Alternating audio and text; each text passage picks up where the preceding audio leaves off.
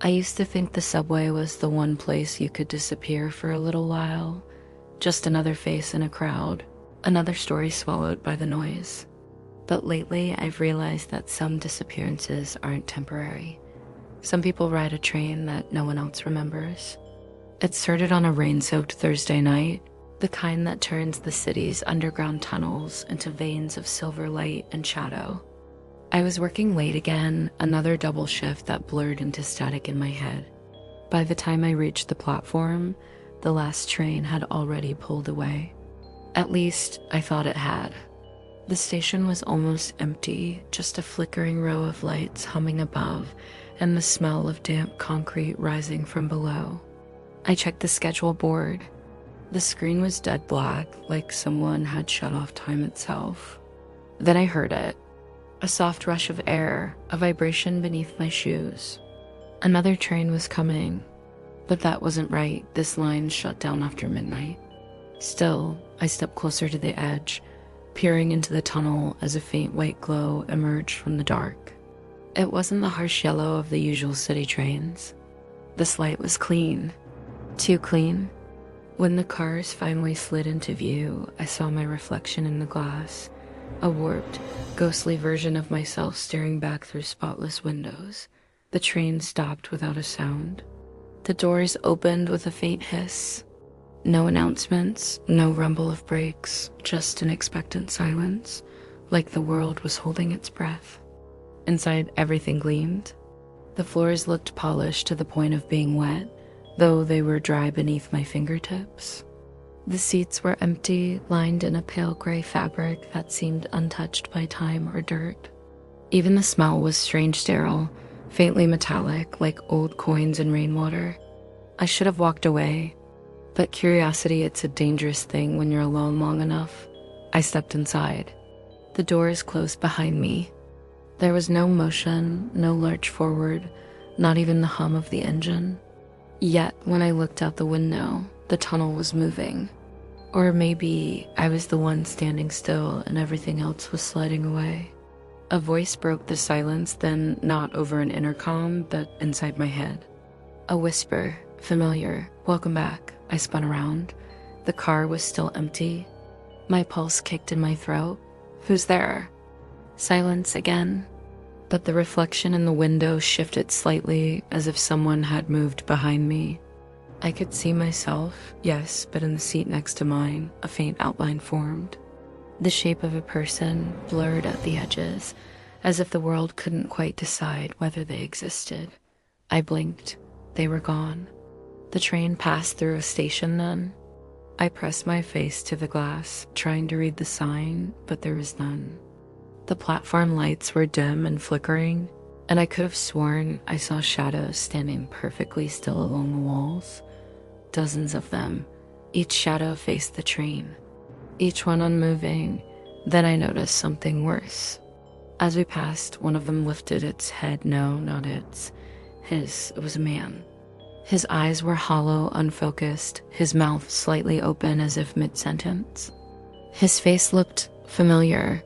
I leaned closer and my stomach turned. It was the barista from the cafe near my work. I hadn't seen him in weeks. I thought he'd just quit. He was staring straight at me, but he didn't seem to see me at all. The train sped up. Another station passed. Another row of dim figures waiting. And each time I recognized someone else, a neighbor, a woman from my old building, a man I used to see every day feeding pigeons in the park, people who had simply disappeared. I started to panic. I reached for my phone, but the screen was blank white, no clock, no apps, nothing. Like it had been wiped clean. When I looked up again, I wasn't alone. Someone was sitting across from me. She was an older woman, dressed neatly, her hands folded in her lap. Her face was soft, tired, but there was something off about her eyes. They looked clouded, unfocused, like a memory you're not sure you actually had. "Don't talk to them," she said quietly. My throat went dry. "Who? The ones outside?" I glanced at the window again. Another station blurred by. More figures stood waiting. This time, one pressed its hand against the glass as we passed. For a moment, I thought I could see skin and bone, but then the arm dissolved into static, like smoke caught in a beam of light. "Where does this train go?" I asked. The woman smiled faintly. "Nowhere." "That's the point." "I don't understand." "You will," she murmured. "When no one remembers you either." I wanted to scream, to demand an answer, but my mouth felt heavy, like my words had turned to sand. I forced myself to stand. "I need to get off." She didn't stop me, only looked down at her hands. "It's too late." The train slowed. The lights flickered.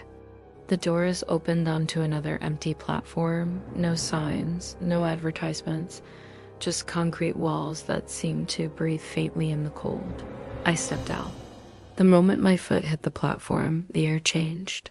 The silence deepened, pressing against my ears like static underwater. I turned back. The train was already gone. No sound, no gust of air, just emptiness. When I tried to walk, my steps didn't echo. My own breathing felt foreign, like it belonged to someone else. That's when I noticed the posters on the far wall. Dozens of them, layered and peeling. Faces, missing persons. One of them was mine. I stumbled backward, heart hammering, but the air itself seemed to thicken, slowing every movement. My vision wavered. Then a soft rumble rose beneath my feet again. A faint light appeared in the tunnel. Another train was coming, and when it stopped, its doors opened with a hiss inviting "patient." Inside, rows of faces looked back at me. Pale, quiet, hollow. I turned to run, but there was nowhere to go. The tunnel stretched on forever, curving into blackness. The train's lights flickered. The woman from before sat by the window, staring blankly ahead. She lifted a hand and gestured for me to sit. I don't remember deciding to move, but the next thing I knew, I was inside again. The doors sealed shut, and the world outside began to fade. The train started forward, soundless, endless. Through the window, the city dissolved into fog, then into nothing. Sometimes I wonder if anyone ever noticed I was gone. My apartment, my work, my name. But maybe that's the curse of the forgotten. No one remembers, not even yourself. Now, when I look into the glass, I don't see my reflection anymore. Just the tunnel stretching on. And somewhere deep inside the silence, I think I can still hear new footsteps boarding the train.